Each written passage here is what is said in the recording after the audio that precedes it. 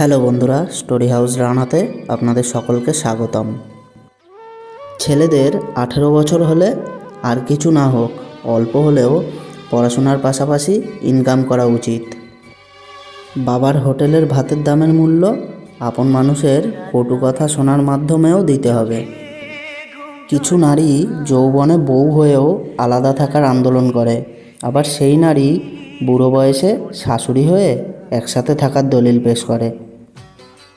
একটা সম্পর্কে ভালোবাসার থেকে যখন বিরক্তিটা বেশি প্রকাশ পাবে, তখন বুঝে নেবেন ভালোবাসাটা আর নেই। ঝগড়া একদিন ঠিক মিটমাট হয়ে যায়, কিন্তু হৃদয় ছেঁড়া কথাগুলো মনে থেকেই যায় আজীবন।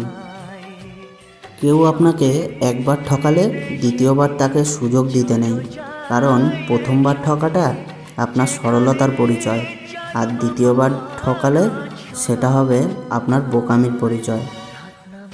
3 ধরনের পুরুষ নারীদের জন্য ভয়ঙ্কর: 1 দুলাভাই, 2 দেওর, আর 3 লোভী পুরুষ। কেউ অতিরিক্ত অবহেলা করলে কিভাবে তাকে উচিত শিক্ষা দেবেন জানেন? তা হলো তার কাছ থেকে দূরে সরে যাওয়া।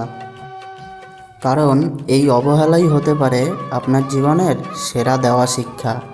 সময় নিন, নিজেকে গড়ুন, উচিত জবাব কাজে দিন, মুখে নয়। যদি বাঁচতে চাও তবে হাসতে শেখো, কাঁদতে তো তোমাকে মানুষ শেখাবেই। প্রেমে তুমি দুর্বল হও, তাতে কোনো ক্ষতি নেই, কিন্তু যার প্রতি দুর্বল তাকে বোঝালেই ক্ষতি। ম্যাচুরিটি মানে যখন তুমি বুঝবে মা বাবার চেয়ে আপন কেউ হয় না। যখন কেউ তোমাকে সব সময় মিস করে, তখন হয়তো তোমার খুব বিরক্ত লাগে, কিন্তু কষ্ট সেদিন পাবে যেদিন বুঝতে পারবে তোমাকে মিস করার মতো কেউ থাকবে না। নিজের ওপর থেকে কোনো দিন বিশ্বাস হারানো উচিত নয়। যেদিন থেকে নিজের ওপর বিশ্বাস চলে যাবে, সেদিন থেকে নিজের জীবনের সব স্বপ্নগুলোর মরণ হবে। অপেক্ষায় ছিলাম, আসনি, মিস করেছিলাম, বোঝনি, আপনজন ভেবেছিলাম, মাননি, দুঃখের ভাগ নিতে চেয়েছিলাম, শেয়ার করনি। তুমি রাগী সেটা জানতাম, কিন্তু নিষ্ঠুর সেটা বুঝতে পারিনি। দক্ষতা তৈরি হয় অভিজ্ঞতা থেকে, আর অভিজ্ঞতা আসে ব্যর্থতা থেকে। তাই ব্যর্থতা খারাপ কিছু নয়, এটা সাফল্যের প্রথম ধাপ। এমন হৃদয় তৈরি করো যা কখনো কেউ ভাবতে পারবে না।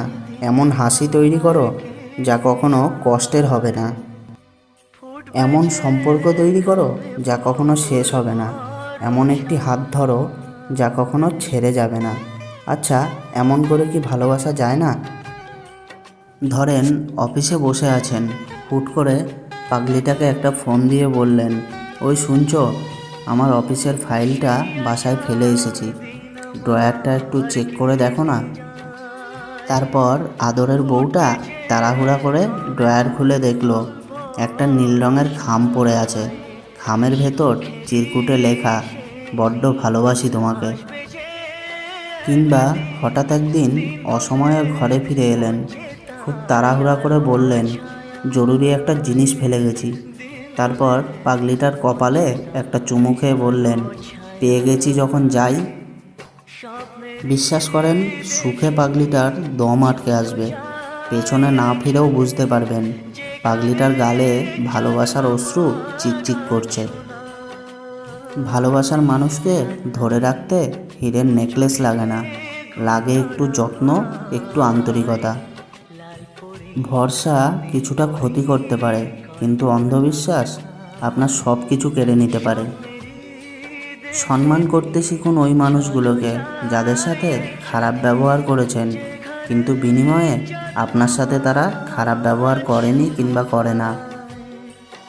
3 শ্রেণীর মানুষের সাথে কখনোই মিশবে না: 1, যারা আপনার মুখে মুখে প্রশংসা করে কিন্তু আড়ালে বদনাম করে; আর 2, যারা উপকার স্বীকার করে না; 3, মিথ্যেবাদী আর অসৎ ব্যক্তি।